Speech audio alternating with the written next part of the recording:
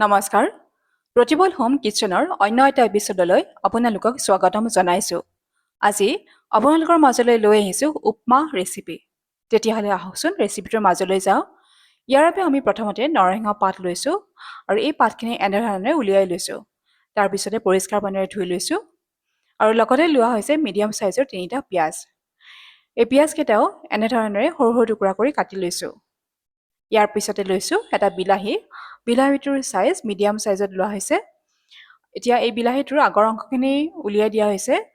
ইয়াতে পিঁয়াজৰ যিমান পৰিমাণ সেই অনুপাতেহে বিলাহী লোৱা হৈছে। বিলাহী এটা ব্যৱহাৰ কৰিছোঁ। এতিয়া এই বিলাহীটো প্ৰথমতে দীঘলীয়াকৈ কাটি লৈছোঁ আৰু তাৰ পিছতে পথলীয়াকৈ কাটি লৈছোঁ।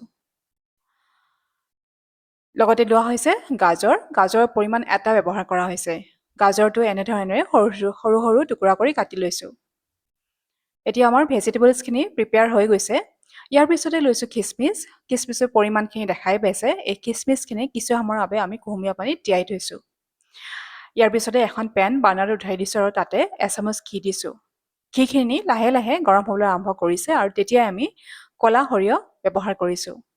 ক'লা সৰিয়হখিনি যেতিয়া লাহে লাহে ফুটিবলৈ আৰম্ভ কৰিছে তেতিয়া ইয়াতে দিছোঁ যিখিনি আমি নৰসিংহ পাত ৰেডি কৰি ৰাখিছিলোঁ সেইখিনি দি দিছোঁ।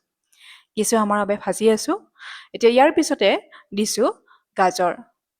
গাজৰখিনি দিয়াৰ পিছতো আমি হাতেৰে কিছু সময়ৰ বাবে লৰাই আছোঁ। লগতে দিয়া হৈছে বিলাহী। বিলাহী ইয়াতে ব্যৱহাৰ কৰিছিলোঁ এটা বিলাহী। বিলাহী টুকুৰাখিনিও দি দিছোঁ আৰু পুনৰাই হাতেৰে লৰাই আছোঁ। আৰু সৰ্বশেষত দিছোঁ ইয়াতে পিঁয়াজ। পিঁয়াজ ব্যৱহাৰ কৰিছিলোঁ 3টা মিডিয়াম চাইজৰ পিঁয়াজ আৰু টুকুৰা কৰি থোৱা পিঁয়াজখিনি ইয়াতে দি দিছোঁ। এতিয়া পুনৰাই হাতেৰে লৰাই আছোঁ যাতে প্ৰত্যেকটো উপাদানে এইটোৱে সেইটোৰ লগত ভালদৰে মিহলি হৈ যায়। এইখিনি সময়ত জুইৰ ভলিউমটো আমি ল' ভলিউমত ৰাখিছোঁ। ইয়াৰ পিছতে দিছোঁ নিমখ। নিমখ ইয়াতে আন্দাজ অনুযায়ী ব্যৱহাৰ কৰা হৈছে আৰু এই নিমখটো হৈছে ৰক সল্ট নিমখ। আপোনালোকে ঘৰত যি নিমখে থাকে সেই নিমখে ব্যৱহাৰ কৰিব পাৰে। ইয়াৰ পিছত কিছু সময়ৰ বাবে ঢাকনেৰে ঢাকি থৈ দিছোঁ। তাৰপিছতে ঢাকনিখন আঁতৰাই দেখিছোঁ ই লাহে লাহে হৈ আহিবলৈ আৰম্ভ কৰিছে। আনফালে আনটো বাৰ্ণাৰত এটা কেৰাহী উঠাই দিছোঁ আৰু কেৰাহীটোত ঘি দিছোঁ। যদি পৰিমাণ হিচাপে ক'ব যাওঁ ইয়াতে ঘিৰ পৰিমাণ ব্যৱহাৰ কৰিছোঁ এচামুচ। এতিয়া ইয়াৰ পিছতে দিয়া হৈছে চুজি। চুজিৰ পৰিমাণ ব্যৱহাৰ কৰা হৈছে 1.5 বাটি। এতিয়া কিছু সময়ৰ বাবে এই চুজিখিনি হাতেৰে লৰাই আছোঁ। এইধৰণে আমি প্ৰায় 7 পৰা 8 মিনিট সময় হাতেৰে লৰাই থাকিম যেতিয়ালৈকে সি জৰ্জৰীয়া নহয় আৰু হোৱাৰ সময়ত আমি গম পাম যে চুজিখিনিৰ পৰা এটা স্মেল আহে। তেতিয়া আমি গম পাম যে হয় এই চুজিখিনি উপযুক্ত হিচাপত ভজা হৈ গৈছে। এতিয়া লাহে লাহে হৈ আহিবলৈ আৰম্ভ কৰিছে। আনফালে যিহেতু আনটো বাৰ্ণাৰত আমি ভেজিটেবলছখিনি উঠাই দিছিলোঁ এই ভেজিটেবলছখিনি দেখিছোঁ সি হৈ আহিছে। আমি আধাতছে অলপমান বেছিকৈ এই ভেজিটেবলছখিনি ভাজিছোঁ কিন্তু সম্পূৰ্ণকৈ ভজা নাই। ইয়াৰ পিছত আমাৰ এই যিখিনি আমি চুজি বনাই আছিলোঁ ভাজি আছিলোঁ সেই চুজিখিনিত দিছোঁ ৰঙা বাদাম।